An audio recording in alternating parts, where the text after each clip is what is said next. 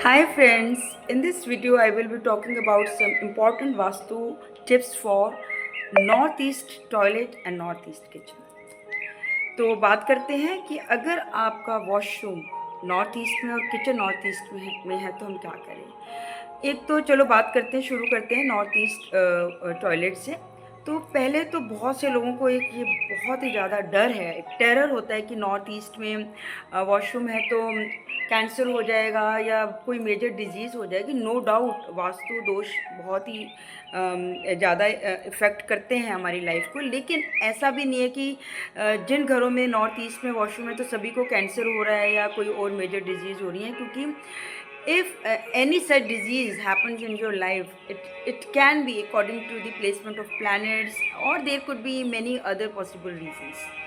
तो लेकिन अगर नॉर्थ ईस्ट में वॉशरूम है तो क्या करेंगे, क्योंकि जब भी मैं भी वास्तु विजिट देती हूँ तो आई सी कि तोड़ फोड़ करना इतना इजी नहीं है और पॉसिबल भी नहीं होता है। तो हम कोशिश करते हैं पहले तो पूरे घर में जो भी वास्तु डायरेक्शंस उनको हम कितना बेस्ट पॉसिबल वे से बैलेंस कर दें। एक तो ये तो बेस्ट सोल्यूशन है, लेकिन जब तक अगर आप वास्तु विजिट नहीं ले पा रहे हैं और खाली अगर आपको वॉशरूम की कोई रेमेडी चाहिए तो आप ये करिए।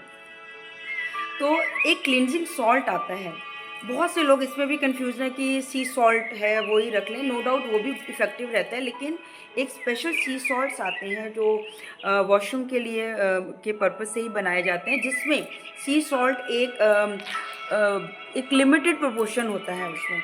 तो वो आप जो नॉर्थ ईस्ट का वॉशरूम है, या तो आप एक राउंड बोल्स होते हैं 4 कॉर्नर्स में, आप उन बोल्स में डाल के आप रखिए।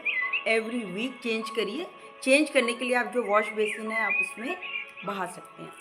और एक दूसरा तरीका है, आप जो 4 कॉर्नर्स हैं आप उसमें सर्कल में स्प्रेड करेंगे उसी क्लींजिंग सॉल्ट को। You can buy from me also, मेरे पास भी ये अवेलेबल रहते हैं। तो इनको आप स्प्रेड करिए सर्कल में, और जब आप उसको यूज़ करते हैं वॉशरूम को, वो नेचुरली जितना अगर वो वॉश आउट हो रहा है सॉल्ट, उसको होने दीजिए और आप खुद से आफ्टर एवरी 3 डेज़ आप उसको क्लीन करेंगे और एक नया सा सर्कल बनाएंगे। तो ये आप रेमेडी करिए और कोशिश करिए कि वो वॉशरूम आप क्लीन रखें, हाइजीन होना चाहिए, अच्छी फ्रेगरेंस होनी चाहिए, डोर बंद रखें। तो यही एक वास्तु टिप्स हैं जो बहुत इफ़ेक्टिव रहती हैं। और देयर आर अदर वेज कि आप पूरे घर का वास्तु बैलेंस करेंगे तो वो तो बहुत ही इफ़ेक्टिव रेमेडी होती है। अब हम बात करते हैं kitchen in the north east. बहुत ही मेजर दोष है, बहुत ही ज़्यादा मेजर दोष है ये वास्तु के अकॉर्डिंगली। लेकिन अब क्या करें, तोड़ सकते नहीं हैं, तो रेमेडी क्या करें। बहुत लिमिटेड रेमेडीज़ हैं इसके लिए। एक तो कुछ कलर कॉम्बिनेशंस लेने पड़ते हैं, येलो कलर इन्हांस करना पड़ता है, उसके लिए तो आपको वास्तु विजिट ही लेनी पड़ेगी। जब तक आप विजिट नहीं ले पा रहे हैं तो आपके किचन के जो साउथ ईस्ट कॉर्नर है वहाँ पे आपने किचन का भी एक क्लींजिंग सॉल्ट आता है जिसमें सी सॉल्ट एक लिमिटेड प्रोपोर्शन में होता है। वो आपने south east of that kitchen आपने रेक्टेंगल शेप में स्प्रेड करना है। और उसके बाद जब आप कोशिश करिए जब मॉपिंग हो रही है वो स्प्रेड ना हो, और 3 दिन के बाद उस सॉल्ट को आपने चेंज करना है। तो ये आपको थोड़ा रेगुलर बेसिस पे करना होगा।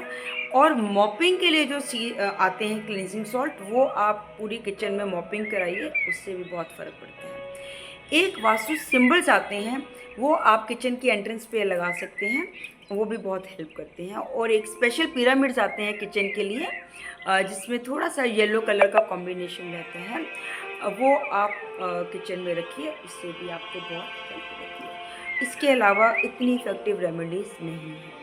तो और कोशिश करिए कि आप जो पूरे घर का वास्तु है वो बेस्ट से बेस्ट पॉसिबल वे में आप बैलेंस करें, उस डायरेक्शंस को बैलेंस करिए। So try this vastu tips, it really helps. Take care, bye bye.